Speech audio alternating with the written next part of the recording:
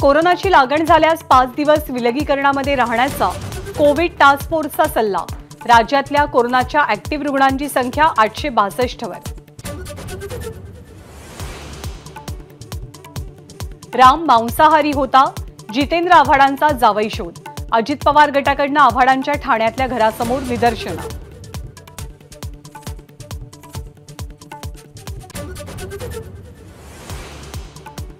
जितेंद्र आव्हाडांच्या निषेधार्थ भाजपचं आज ठिकठिकाणी आंदोलन। तर नाशिकच्या काळाराम मंदिराचे पुजारी पोलिसात तक्रार दाखल करणार।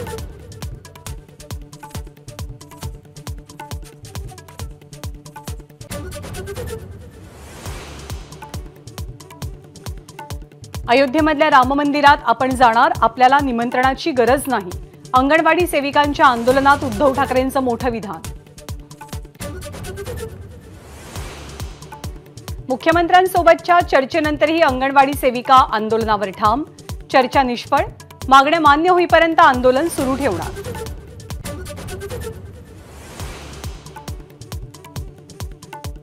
शरद पवार गटाच्या शिर्डीतल्या शिबिराचा आजचा दुसरा आणि शेवटचा दिवस।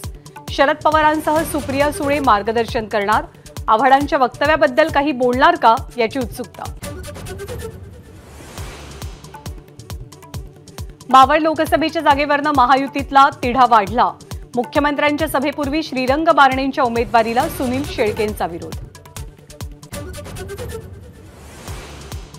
12 जानेवारीला लोकार्पण होणाऱ्या शिर्डी न्हावाशेवा सागरी सेतूसाठी 350 रुपयांचा टोल प्रस्तावित। मंत्रिमंडळाच्या आजच्या बैठकीत निर्णय अपेक्षित।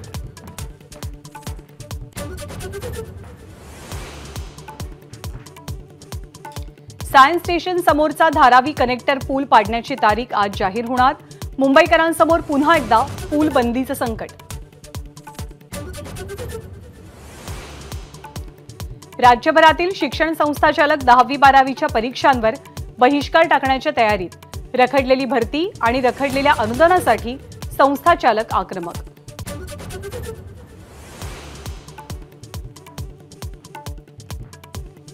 राष्ट्रवादी आमदार अपात्रता प्रकरणी आज दुपारी 3 वाजता सुनावणी। वेळेत सुनावणी पूर्ण करण्याचं विधानसभा अध्यक्षांसमोर आव्हान।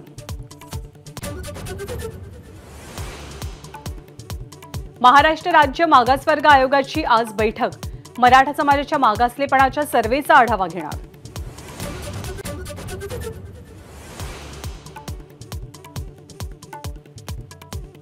26 जानेवारीला 2.5 लाख स्वयंसेवक मुंबईत धडकणार। मनोज जरांगेंचा निर्धार। सरकारनं अडवण्याचा प्रयत्न करू नये, जरांगेंचा इशारा।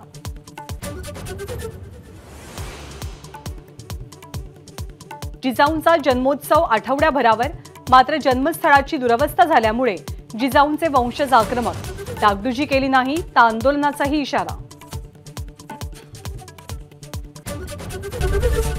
एबीपी माझा, उघडा डोळे बघा नीट।